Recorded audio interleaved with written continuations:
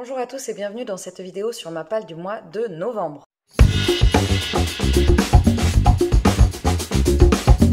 Aujourd'hui, je vais vous présenter mes livres que je vais lire sur le mois de novembre et je vais rentrer dans les 4 catégories que je vous avais présentées déjà pour le mois d'octobre, c'est-à-dire un livre de ma vieille palle, un livre de ma nouvelle palle, un livre emprunté et un livre de challenge.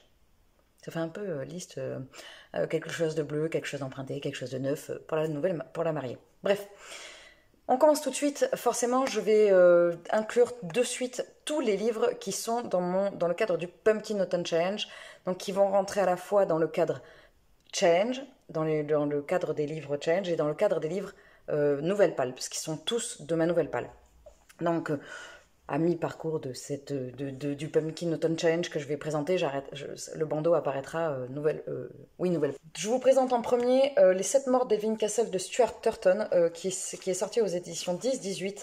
C'est un livre que je ne savais pas si je voulais lire ou non, parce qu'il m'intriguait. Et en fait, j'ai été abonnée à la Box Cube pendant un temps. Et en fait, je l'ai reçu dans le cadre de la Box Cube. Et tant mieux, parce qu'en fait, j'avais envie de le lire. Il est assez gros, mais voilà, il est très très beau. Je trouve que l'objet livre est très beau. Et de toute façon, j'aime beaucoup les éditions 10-18. Alors, j'ai jamais lu de Stuart Turton, on verra ce que ça donne.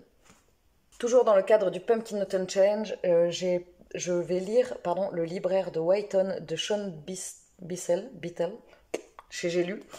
Alors, c'est un livre que j'ai acheté parce qu'il me faisait envie. Et en fait, j'ai vu des critiques pas très cool. Donc du coup, ça m'a un peu refroidi.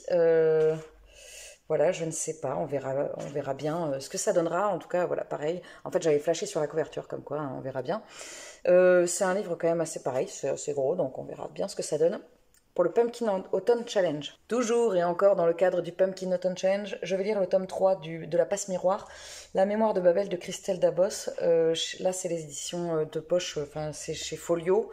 Mais c'est le poche, quoi, le format poche. J'ai adoré le tome 1, j'ai adoré le tome 2, j'ai entendu, je crois que c'est Steph de Piketty qui dit que le 3 est un peu moins bien, mais je ne sais pas, mais en tout cas moi j'ai tellement aimé le tome 1. De toute façon le tome 1 fait partie de mes coups de cœur 2021. Oui, de mes coups de cœur 2021. De toute façon à la fin de l'année j'essaierai de vous présenter tous les livres pour lesquels j'ai eu un coup de cœur. Donc là c'est le tome 3, ça fait hyper longtemps que j'ai envie de le lire, j'ai très très très envie de le lire le plus vite possible. Donc là, on va passer catégorie nouvelle palle, même si c'est encore mes livres du Pumpkin Autumn Challenge. Je vais lire Les Dames de Marlowe, Enquête, le tome 1, Mort contre triple, chez La Martinière. C'est un...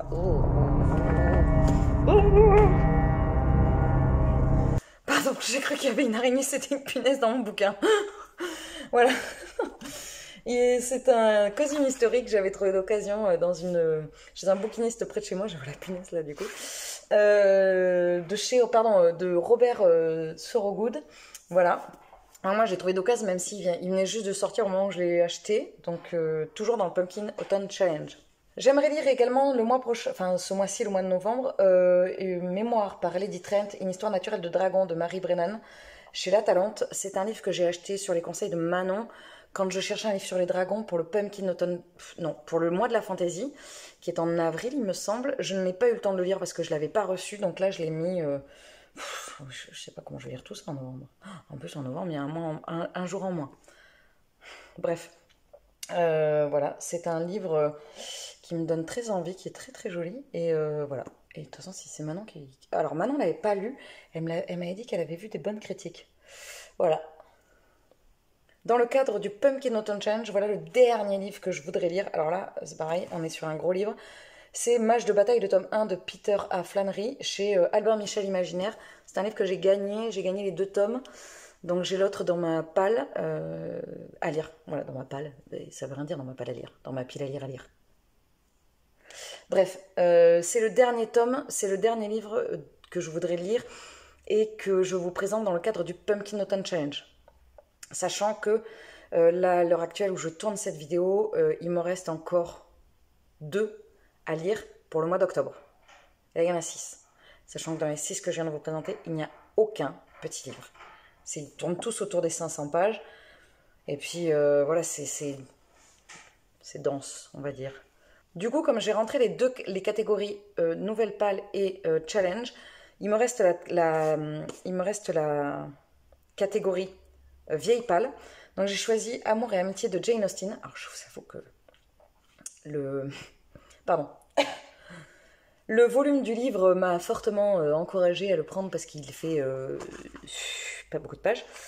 Alors vraiment pas. Il fait 80 pages, voilà. Donc il va se lire très vite. Dans le cadre de la catégorie challenge, je vais également lire Le flux et le reflux d'Agatha Christie, qui est la sélection de Triple L de Mag pour le challenge Read Christie 2021, organisé par le compte officiel d'Agatha Christie. Donc ça, celui-là, il rentre aussi dans la catégorie challenge en fait. Et enfin, dans la catégorie emprunté, qui est la dernière catégorie pour moi, pour ma pile à lire, je vais lire le tome 3 de Nevermore Hollow Box chez PKJ de Jessica Townsend. C'est le 3e tome, je pense que c'est une trilogie, mais je n'ai pas vérifié avant de tourner cette vidéo. C'est la suite des aventures de Morrigan Crow que j'avais énormément aimé et je pense même que le tome 1 faisait partie de mes coups de cœur 2021. C'est tout pour ma pile à lire pour le mois de novembre. C'est une pile à lire assez conséquente, donc je ne sais pas si je vais pouvoir tout lire, sachant que j'ai déjà du retard sur ma pile d'octobre.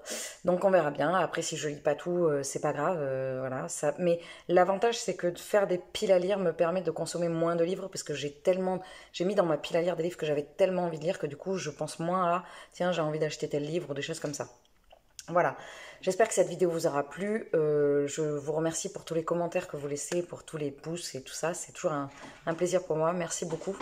Je vous